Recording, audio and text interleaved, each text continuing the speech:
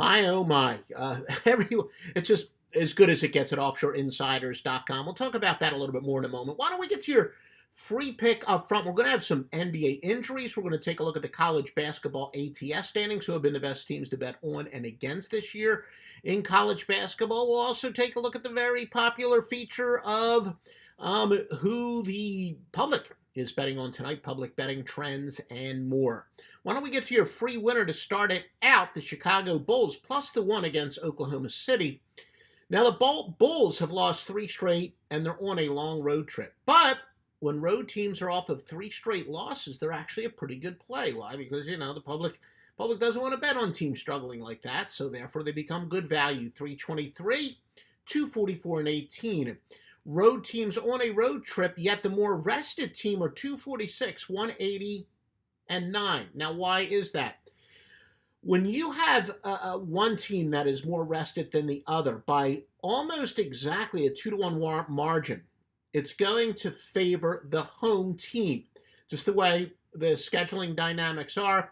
It's road teams that play back-to-back nights more often, 3 games and 4 nights. I guess the 4 games and 5 nights don't happen quite as much, 5 games and 7 nights, etc. So when there's an anomaly, you got to exploit it. When one team has 2 more days rest, that favors the home team by just short of a 3-game margin. In other words, a home team has at least 2 more games rest than the road team does on a regular basis by a 3-to-1 margin. But this is that 25%. This is a 25% of the time that the road team has the big rest advantage when one team is 2 games more rested than the other. Now, there were some COVID reasons. The Bulls' last game was postponed. But when a road team has at least 2 more days rest than the home team does, they cover at a 53.5% rate because, again, this is very rare when the road team is substantially more rested, that is. Our second best simulator gives the Bulls a 56.3% chance of covering. Now, our top model does give a very, very modest edge to the Bulls, but, the point is it's not like it's going the other way.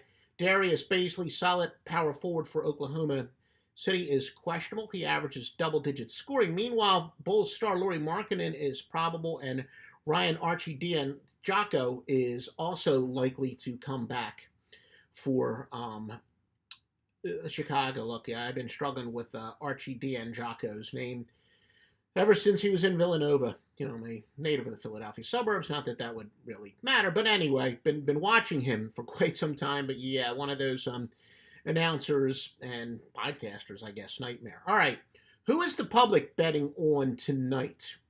The public loves the road favorites in the NBA. At least the top pick is a road favorite. New York is actually favored by 73% of bettors. Hard to believe that New York Knicks would be a 2-point road favorite.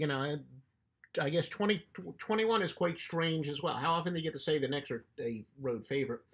Then New Orleans by 70% of bettors, but that's significant because the public generally likes favorites. But yet 70% of the bets are on underdog New Orleans. And then back to the road favorites, but the Clippers are a very distant third, but that's not really even a significant one at all. As far as college basketball, Siena, 96% of the bets are on them. Right in game, St. Francis of PA also with 96%. Cal Santa Barbara has 90%. Stetson, a case where the home underdog is a popular play here. So that is actually, again, very rare where the public is siding with an underdog. So therefore, when you weigh it accordingly, you got to be aware of that. Public dogs generally die, to be honest with you. So generally fading public underdogs is a pretty good play. Biggest line moves, nothing really all that significant in the NBA. Minnesota opened up as a 3-point favorite. They're down to a 1.5-point favorite. Boston opened up at 3.5, and now they are down to a 2.5-point favorite. Insofar as college basketball, of course, 1 or 2 games are already underway, but a game that starts at 5 o'clock Eastern. Charlotte opened up as a 1.5-point underdog, and again, this is in college basketball. They're a 2-point favorite. Wagner opened up as a 1-point favorite. They're now 2-point underdogs, and that's against LIU, by the way. UAB is playing Charlotte, and we talked about Charlotte earlier, so that's one of the reasons they are perhaps a big public bet. We're going to get to some key NBA injuries in a moment. Again, never has we've seen anything like this. Every single sports service is beyond on fire. The Master Lock Line off to the greatest start in sports history by any sports service in any sport ever. 83-35 this college basketball season. Stevie Vincent, one of the greatest runs, all sports runs ever, 60-17, including 49-13 in pro basketball. And Joe Duffy's picks, everything is back to normal. Get your bet at Trinity. A lot of people have been locking in long-term to the bet at Trinity. You get all three sports services every single day. All right, injuries for tonight. LeBron James is probable. The Lakers against New Orleans. Karl Anthony Towns is considered to be very probable. Minnesota and Memphis. Anthony Davis will play for the Lakers. Andre Drummond for Cleveland against New York is probable. Drew Holiday, Milwaukee against Dallas, also probable, as is Kristaps Porzingis, Dallas versus Milwaukee. Guys that are questionable, Jaylen Brown, Boston against Orlando, Jay Morant, Memphis against Minnesota, and Eric Bledsoe, New Orleans against the Lakers. They are all questionable. Leaning towards probable, Buddy Hield, Sacramento against the Clippers, very probable. Lauri Markkanen, we talked about him earlier, he's likely to play against for Chicago against Oklahoma City. And a couple more guys are questionable.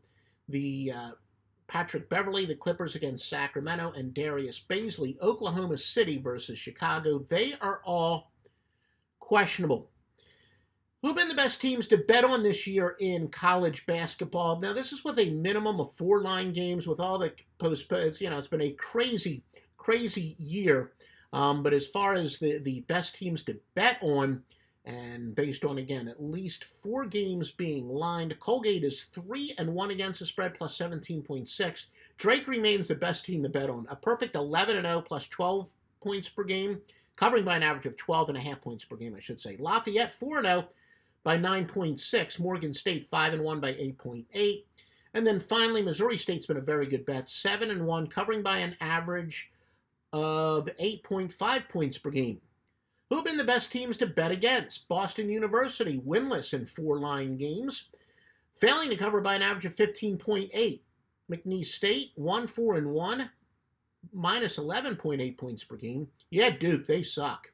1-7 this year, failing to cover by double digits, an average of 10 points per game. Bucknell also failing to cover by 10 points per game, but they're only 0-4. So again, if you love free information like this, and why wouldn't you? And oops, you know what? Did I have my wrong microphone on? I apologize for that. There we go. That's a better microphone. Always need to check my mic. Sorry about that. My microphone's a little bit better now. Oh boy, may or may not want to listen to this. Hopefully I didn't sound like I was too much in a tunnel. But anyway, if you like information like this, please literally like it. Literally give us a like, give us a retweet, comment.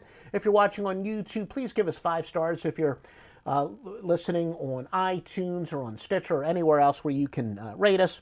And again, always visit us at offshoreinsiders.com for the best information. You get vetted sports books and a whole